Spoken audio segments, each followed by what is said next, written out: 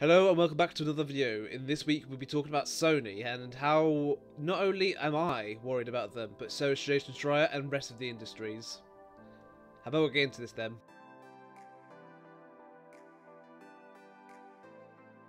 Okay, so I'm kind of getting used to the idea of creating videos about like every day at work now, apparently. But yeah, it's good to be back. It's good to be back. I know I haven't had a break yet, but I enjoy creating videos at this point. But more importantly, you're probably not here to talk to me about what I create. You're probably here to even listen about the duration. Is it the duration? I had a bit of a stroke right there. The Jason Schreier interview, Bloomberg article, basically saying how Sony is too obsessed with their type of games, their third-person narrative games, and it's really put an effect on their whole game scenario. So there's a few things I really want to point out throughout this video. I've got two sources, yet again. I've got the Bloomberg article itself, and also Jason Schreier's tweets. And he really wanted to highlight a few things before you even read into the article itself. So, how about we look at his tweets then? Okay, so here we are. We have the Jason Schreier tweet. And I just need this is one thing I think everyone needs to really read before properly digesting everything that comes along with this interview, because there is a lot to digest, not just with how Sony is doing games design, how they're doing their exclusives and everything like that. It's also looking at how the people behind it, what's happening behind the scenes, and of course Sony's obviously going to do quite well selling exclusives. It's just how their approach to business could potentially affect them in the future. So, as the tweet says, all the headlines based on my article today will focus on the games, but the real story here is the people, and I completely agree. The people who tried to start something at VA's SG, but couldn't, have now officially left. The people who left Ben Studios because of turbulence there, and the people who left Sony Japan Studios because that was recently shut down by Sony. I think they just said it wasn't making enough profit for them, and that's mainly because I think they worked on more gameplay elements, gameplay oriented experiences versus the narrative driven games like The Last of Us, like Uncharted, like other games that Sony have created that they're well known for now. So of course I literally when I saw that, when I was doing research for this entire video, I thought this is a good thing to start off with before reading the article, mainly because I think people need to have some context behind why he even wrote the article in the first place, because this isn't shitting on Sony, as in to a point where it's like the console war that you see constantly saying, "Ah, my piece of plastic's better than your piece of plastic." Yeah. Though, don't get me wrong, I do have a preference. I do enjoy Xbox a little bit more because of the controller. That's the only reason. The controller and Game Pass. Look, you can't beat it. But at the end of the day, this is not what it's about. This is about the people. This is about how Sony's doing the games. If I had enough money, of course I'd buy the PS5. Sorry. If I had the money and it was in stock, of course I'd buy the PS5. I've also buy whatever next generation of console Nintendo's working on. I've still got my PC that I'll work with. It's just the console wars shouldn't really be taking place in a discussion such as this. So, we have the Bloomberg. I've had another stroke right there. We'll have a look at the Bloomberg article, and the title says, Sony's obsession with blockbusters is stirring unrest within the PlayStation empire. I didn't realise we were now discussing empires at this point, but sure. So it goes on to say, Sony Corp's Visual Arts Service Group has long been the unsung hero of many hit PlayStation video games. The San Diego-based operation helps finish off games designed at other Sony-owned studios with animation, art, and other content and development. So this is mainly known as a support studio. So, like I said in the thing, it's literally there to draw a couple of art pieces. Maybe if there's a difficult programming element, bug fixes, and other stuff that, like, honestly, there are other studios who couldn't be bothered to even do at points. And these support studios help massively. But about 3 years ago, a handful of influential figures within the visual arts service group decided they wanted to have more creative control and lead game direction rather than being supporting actors on popular titles such as Spider-Man and Uncharted. So they didn't want to just be the supporting studio they are known for. They wanted to create their own game. Michael, I do apologise to Michael here, but I'm going to butcher your last name. Michael Mumbawa, who took over direction of the Visual Arts Service Group in 2007, recruited a group of about 30 developers internally. That's not many people, let me just say that. There's not much for a development time, not development time, just developers overall, and from the neighbouring game studios to form a new development unit within Sony. The idea was to expand upon some of the company's most successful franchises, and the team began work on the remake of the 2013 hit The Last of Us for the PlayStation 5. So right there, that is the big thing you're going to see popping out from all the news outlets. Yes, Sony is working on a remake to 2013. Let me just say that again. 2013. The Last of Us. Why do we need a remake for one of undeniably the best games out there to date? Look, it was a genuine masterpiece, and yet we need to remake it. It's not even that old. We got the remaster in like 2015. We got part 2 the other year, like literally 2020. Why do we need a remake of The Last of Us? I will never know, and I don't understand their understanding behind it. But how about we continue on with this article and then probably explain a little bit more. But Sony never fully acknowledged the team's existence or gave them the funding and support needed to succeed in the highly competitive video game market. According to people involved, the studio never even got its own name. Instead, Sony moved ownership of The Last of Us remakes to its original creators, Naughty Dog, a Sony-owned studio behind the many of the company's best-selling games, and a HBO television in its development. So that makes a little bit more sense. So it's just basically trying to say that I think they're trying to make some story elements fit behind the TV series that is being developed by also Sony TV studios. Deflated, the small group's leadership has largely disbanded, according to interviews with 8 people familiar with the operation. Many, including I do apologise, Mumbawa, have left the company entirely. Mumbawa declined to comment, and others asked not to be named, discussing private information. A representative of Sony declined to comment or provide interviews. That's when you know they're hiding something. When they're not even giving interviews or not even or even saying, "Oh, this isn't true," that's how you know it's true.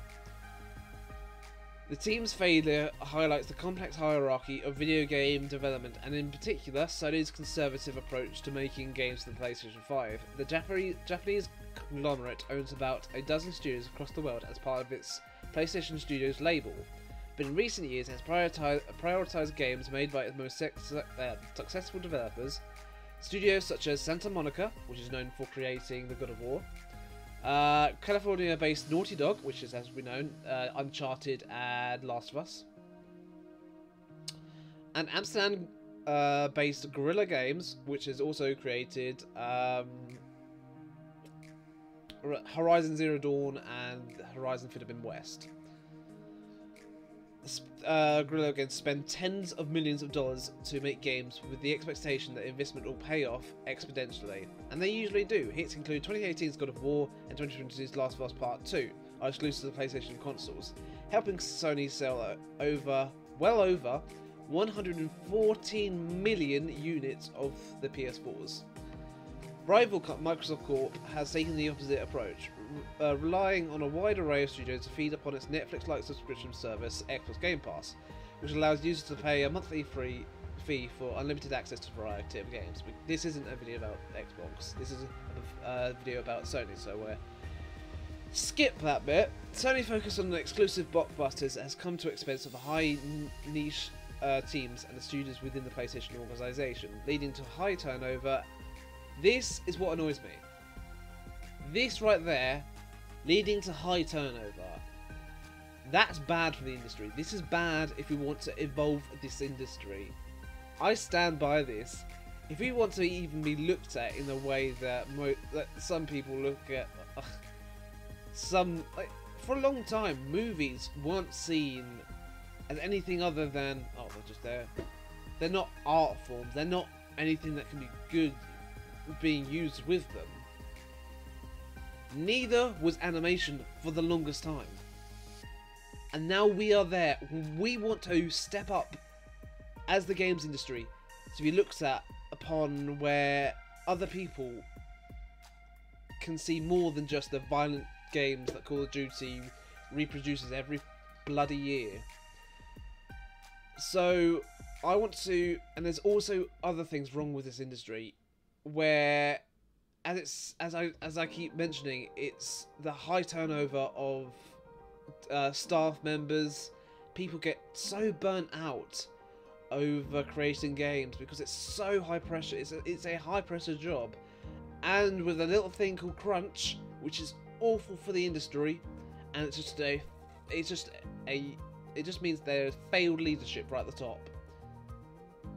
And literally most studios that Sony owns has failed leadership. Last week, Sony reorganised a development office in Japan, resulting in mass departures of people who worked on less well-known but acclaimed games such as Gravity Rush and Everybody's Golf. The company has informed developers that it no longer wants to produce smaller games that are only successful in Japan, Bloomberg has reported. This I do not understand. You are doing something stupid. Japan makes a hell of a lot of money from having these smaller indie projects out there. It's basic math. You spend small money to make bigger money at the end of the day. If you don't put as much effort into, if you don't put as much money into a project and you get a higher turnover rate, that is business. This is what you want, and it gives confidence to your brand. I'm the only one here thinking logically, and especially as there has been reports out there saying that Japanese people are becoming kind of choosing other consoles out there versus PlayStation because they're kind of blindsiding them, going, well, if they're not going to really take our considerations into anything like that, what's the point? And then we've also got stuff Sony looking at Hideo Kojima, which is a long-term relationship with Sony. Well, that's gone nowhere, hasn't it? I think Hideo Kojima has kind of left that entire relationship and went, well, they're not going to do anything with the Japanese developers. That Kojima Production is a Japanese production company, so obviously they're not going to put as much money into his studio, so he obviously has to go somewhere else. So here you go. The report goes on. The fixation on teams that churn out hits, creating unrest across Sony's portfolio of game studios. Oregon-based Sony Bend, best known for the 2019 open-world action game Days Gone, tried unsuccessfully to pitch a sequel that year. Now, I don't have anything against Days Gone. It was a mediocre game at best, but it was a good try, especially for that particular studio, which did very well for its first proper big game. According to people familiar with the proposal, tried unsuccessfully to pitch a sequel to that year. According to people familiar with the proposal, although the first game has been profitable, its development has been lengthy and critical reception was mixed, so Days Gone 2 wasn't seen as a viable option. Instead, one team at the studio was assigned to help Naughty Dog with a multiplayer game, while a second group was assigned to work on a new Uncharted game with the supervision from Naughty Dog. So this tells me that they're going through these narrative-driven games and the multiplayer focus is now being also driven over to these studios. We've seen Ghost of Tsushima also do it. We could see the likes of, well, we already know that The Last of Us does have a multiplayer mode inside of it. In fact, the first one did. I'm not entirely sure about the second one. But I wouldn't be surprised if they add it to the rest of their games. We could see Horizon Forbidden West even having some sort of multiplayer mode incorporated inside of it. Some staff, including top leads, were unhappy with this arrangement and left, obviously. Ben's development feared they might be absorbed into Naughty Dog, and the studio's leadership asked to be taken off the Uncharted project. They got their wish last month and are now working on a new game of their own, which that will be part of a brand new franchise.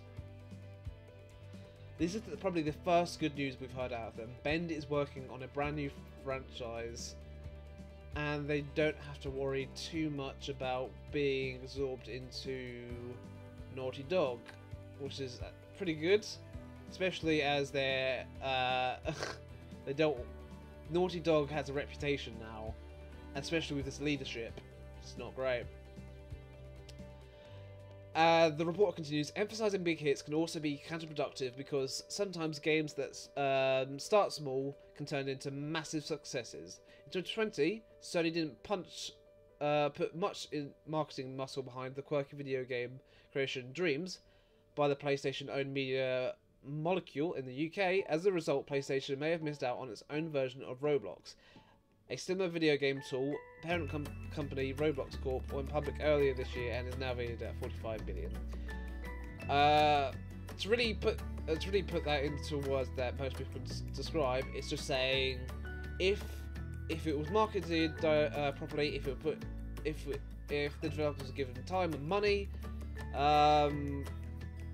I think it could have been a massive success. Other than for the people who went, oh, I know that game, I know Dreams, oh, I know that game, because I've seen the shit that they came out with, and it's phenomenal. The stuff you could create with that, my god. There's nothing that Xbox had like their own answer for like quote unquote Dreams, which was Project Spark. Fuck that game apparently. That went out the window like within the first 6 months. I don't know what's about these creative games that went nah. Apparently it's just not working for them. For the first solo project, Mumbawa and his crew wanted to pitch something that would be well received by the bosses at Sony, recognising the risks and expense involved with developing a new game from scratch. They decided to focus on remaking older games for the PlayStation 5. Remakes are considered a safe bet since it's cheaper to update and polish an old game than it is to start from scratch, and they can be sold both to nostalgic old fans and create new ones. The team originally planned to remake the first Uncharted game released by Naughty Dog in 2007. The idea quickly fizzled because it would be expensive and required too much added design work. Instead, the team settled on a remake of Naughty Dog's 2013 Macaulay zombie hit, The Last of Us. You had a good idea, and you fucked it up. Look, many people out there will tell you that that Naughty Dog's first third-person action adventure title, which was the Uncharted series, there was lots of things that needed to be changed. That if it got a proper remake treatment, I think a lot of people would be happy to have it. Not The Last of Us. Not that game. That game that came out at the back end of 2013. And they want to remake it. No! It's too soon! Too soon, man! Too soon! I don't get it. I really don't. It just proves that Sony's just looking at it going, money! Alright, it's not money, more the fact that it goes, alright, this game, which took us a long time to develop, The Last of Us 2, if we remake the first one, a safe bet, it's going to make a lot of money.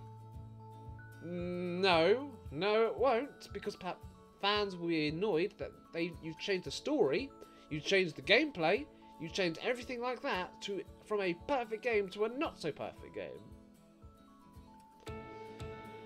At the time, Naughty Dog was in thick development of a sequel to The Last of Us Part 2, which would introduce higher fidelity graphics and a new gameplay features. If Mumbauer's crew remade the first game to have a similar look and feel, the two games could be packaged together for the PlayStation 5. In theory, this would be a less expensive proposition than remaking Uncharted, since The Last of Us was more modern and wouldn't require too many gameplay overhauls. Then, once Mumbauer's group had established itself, it could go on to remake the first Uncharted game and other titles down the road. Now, the problem with this is if you say remake versus remaster, remake is completely changing the game. In my opinion, anyway. You see the likes of Final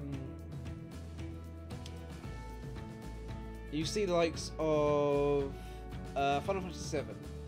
You see the likes of all these other titles out there. I really cannot think. All I can think of right now is Final Fantasy VII. That's the one that's plugging into my head right now. That was a phenomenal one. I really can't. Oh, no. This god. Fuck it. Yeah, right. You've seen all these remakes versus remasters, which the first Last of Us already has a remaster for the PS4. Which is like, really? You really want to do this? Sure. We're at this time where, okay, why not? But pivoting from doing finishing work for other games to make your own is difficult, since original development teams are competing against hundreds of other teams from around the world with varying levels of experience and success, said Dave Lang, founder of Iron Galaxy Studios, which says severed as a support team and a development studio. The people funding the work are often risk averse, and if they have to pick between a team that's done it before and someone trying to do it on their own for the first time, I can see why some people pick the prior developer over the latter. Well, that's obvious. If businesses will not take as many risks if they could. The only reason why Microsoft will take more risks now is because they've got a backbone. That backbone being Game Pass. You've got to realise, the idea of Sony doing these things, yes, it's an expensive venture to go down, and it is a risky thing to have these, to put your name on this game, sort of thing. So I understand business-wise why they might want to do a remake of the first The Last of Us, but as a game developer, I cannot understand it for the life of me.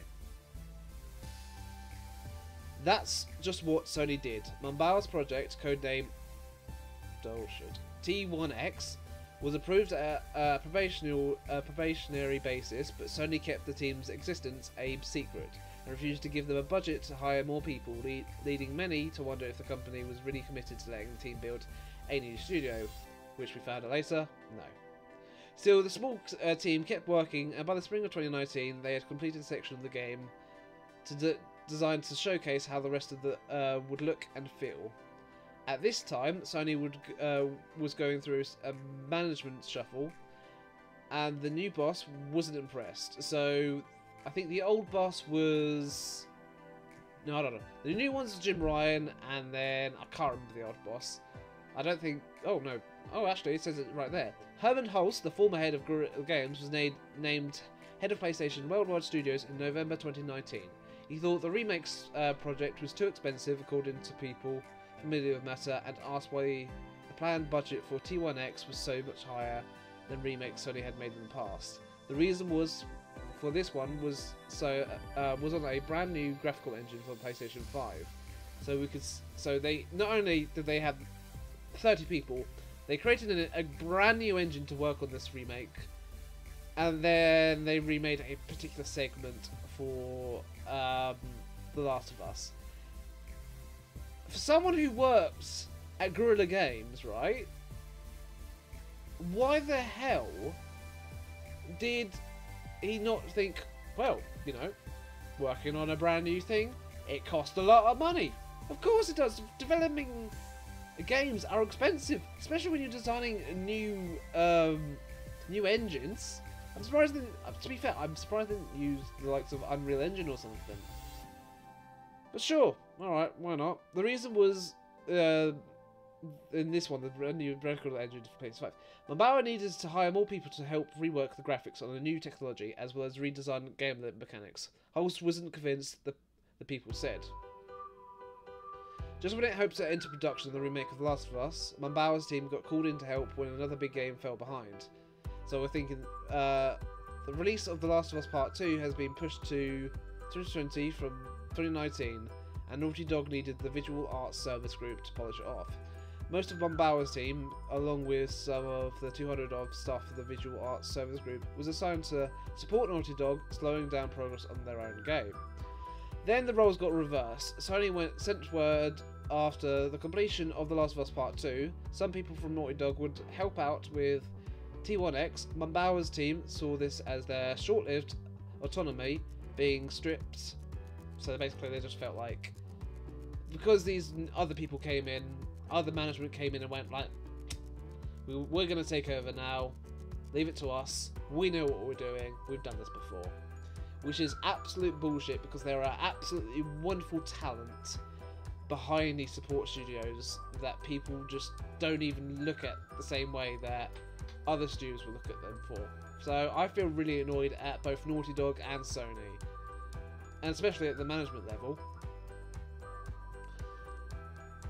Dozens of Naughty Dog staff were joining the project, and some had actually worked on the original Last of Us, giving them more weight in discussions about the T1X direction. The game was moved under Naughty Dog's budget, which Sony gave more leeway than the visual arts service group, because fuck you, that's why. Soon it was apparent that Naughty Dog was in charge, and the dynamics returned to what they had been for the last decade and a half. The visual arts support group aiding another team of developers rather than leading. I can't say anything more to this. I can't add anything more. It's horrible. This is bad, Sony. This is really bad. This is really bloody bad. And we will not forget this. I will not forget this. Treating studios like absolute dog shit is not the way you progress this industry forward. Remaking games from 2013. This is not how you go forward in the industry. You've got a budget, you need to sell consoles, make new IPs, make all these sort of stuff. Give these people a chance to develop games. Hell, you can hire all these amazing people to really create games for you. And yet you don't. Bloody hell, Sony. To Sony, the move made sense. Naughty Dog is one of the key studios for Sony's ability to sell PlayStation, said Bloomberg intelligence analyst Matthew Ketterman. Sony's competitive advantage has always been exclusive content over Microsoft, and more new games as well as remakes of classic titles from such story team can help sustain demand for PS5. But those who wanted independence were disappointed. By the end of 2020, the most of the T1X's team's top staff has left, including Mambauer and the game's director David Hall. Today, the T1X project remains in development at Naughty Dog, with assistance from Sony's visual arts group support group. The future of the remainder of the Mambauer's team, which has come jokingly referred to as Naughty Dog South, remained unclear. That's awful. That's really bad. That's really bloody bad. So we come to the end of the video, and I'm gonna list up some key things that we got from here. Sony is now going to a point where they don't want to take any risks. They don't want to put any more new IPs on the line of their money. They do not want to give support studios a chance to make their own game. Ben's studio is being used like a chump. Ben's studio was going to create the sequel to A Days Gone. There is a remake of The Last of Us in development. And finally, Naughty Dog is basically got a second studio in the name of visual arts.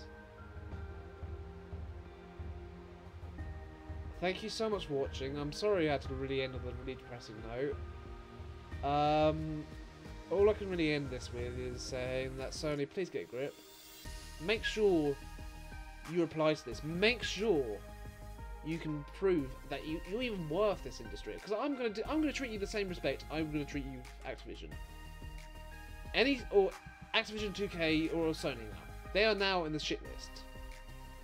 Any publisher, any console manufacturer, anyone like that who treats their developers like absolute dog shit, I will refuse to buy them from now on. I have not brought anything from Activision. I have not brought anything from 2K. I have not brought anything. I will now not buy anything from Sony until they change their ways. This is the truth. What is the point? What is the point of you being risk averse if you're not going to advance the industry you are in? It will make you a lot of money. Point proven. New IP sell. Your PlayStation logo will sell. Don't play it safe. Thank you so much for watching. If you enjoy this video, click the like button. If you enjoy this video, click the dislike button. If you enjoy the content I create, please click the subscribe button. And also, if you really like what I do create, click the notification button. I think you'll like the stuff that's coming out over the next couple of days. Thank you so much for watching. I'll see you on the next video. Bye.